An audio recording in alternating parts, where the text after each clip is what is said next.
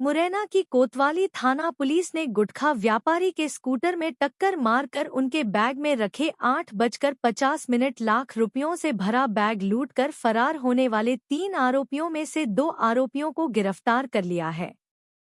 इस लूटकांड में अभी 2 और आरोपियों को गिरफ्तार करना बाकी है। पकड़े गए लुटेरों से पुलिस ने 5,80,000 रुपए बरामद कर लिए हैं।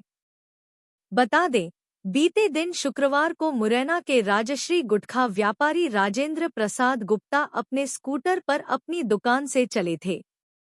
उनके साथ में 8:50 लाख रुपयों से भरा एक बैग था। नाला नंबर 1 के पास जब वह अपने रुपयों को IDBI बैंक में जमा करने जा रहे थे, उसी दौरान एक काले रंग की मोटरसाइकिल पर सवार 3 युवक जिनके चेहरे ढके हुए थे, उन्होंने उनके स्कूटर में टक्कर मार दी। टक्कर से वह नीचे गिर पड़े। वह अपने को संभाल पाते उससे पहले बाइक सवारों में से एक व्यक्ति नीचे उतरा और उसने उनका नोटों से भरा बैग उठाया और वापस गाड़ी पर बैठकर तीनों लोग भाग गए।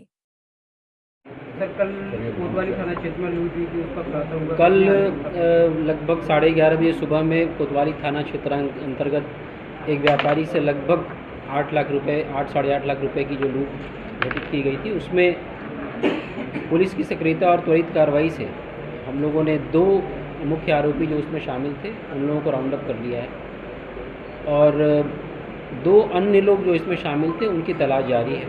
साथ में घटना में जो इनसे लूटी गई रकम थी उसका लगभग 80% हम लोगों ने बरामद कर लिया। लगभग 5,90,000 हम लोगों ने 2 आरोपियों से बरामद किया है। साथ में जो बाइक प्रयुक्त की गई थी घटना में वो भी बरामद की गई है।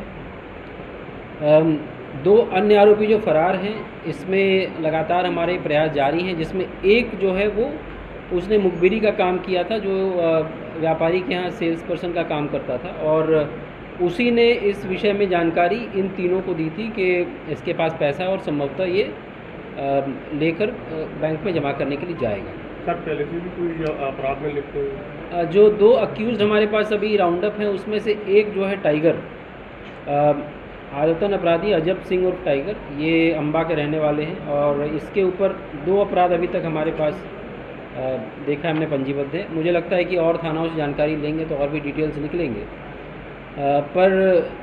और हमारा अभी पूरा फोकस जो 2 अन्य आरोपी फरार हैं उनको पकड़ने पर और बाकी का जो शेष अमाउंट है उसकी रिकवरी पर है। इसमें 2-3 चीज़ और बताना चाहूँगा। कल घटना होने के तत्काल बाद से मल्टीपल टीम्स हम लोगों ने एक्टिव की थी, जिसमें CCTV सर्वेलेंस से लेकर बॉर्डर की सीलिंग और ये देखने के लिए कि कहाँ से उसकी रेकी शुरू हुई, कौन कौन लोग साथ में थे। तो ये स्पष्ट पता चल रहा था कि जब व्यापारी अपने दुकान से निकले तो उसके पीछे से लगातार ये लड़के लगे हुए थे और उन लोगों ने मौका पाकर ये घटना कारित की।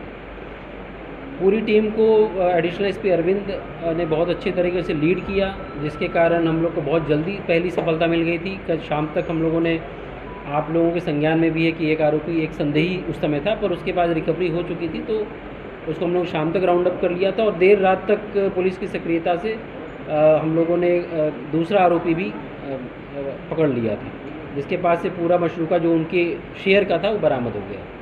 हथियार भी कोई बरामद? इसमें अभी कोई हथियार नहीं बरामद हुआ है। जब मुझे लग रहा है पूछताछ में और चीज़ें जैसा आएगा तो हम लोग देखते हैं। एक चीज़ बस ये मैं निवेदन ज़रूर करना चाहूँगा, नो डाउट कि हमारे लिए चैलेंजिंग केसेस रहते हैं लूट के, पर थोड़ा सा सतर्कता हम सभी को बरतने की आवश्यकता है, खासकर जब हम लोग कैश को लेकर मूव कर रहे हैं। एक तो कि सभी व्यापारी वर्ग से मेरा निवेदन रहेगा, सादा निवेदन रहेगा कि ऐसे प्रकरण या कई ऐसे लोग हैं जो कि हर दिन एक फ़िक्स टाइम पे या फिर सप्ताह के एक फ़िक्स डे पर एक स्पेसिफिक टाइम पर ही पैसे को लेकर निकलते हैं घर से। कृपया उसमें थोड़ा सा रैंडमनेस लाएं, क्योंकि आपकी डे टू डे मूवमेंट को रेकी करना बहुत आसान है। तो सबसे पहले तो कि आप अगर हर सोमवार को पैसा लेके 10 बजे निकलते तो उसको एक दिन मंगलवार कर लें, एक दिन बुधवार कर लें, एक दिन सोमवार को शाम में कर लें। मतलब थोड़ा रैंडमनेस रहना चाहिए ताकि अपराधी इतनी आसानी से घटना ना कारित कर सके। दूसरा कि जब आप बड़ा अमाउंट कैश कैरी कर रहे हैं तो थोड़ी अतिरिक्त सतर्कता अपेक्षित है। हालांकि इसमें इस बात से मैं इनकार नहीं कर रहा हूँ कि लूट की घटनाओं में हम लोग बहुत ज़्यादा फोकस के साथ और बहुत डेडिकेशन के साथ हमारी टीम काम करती है।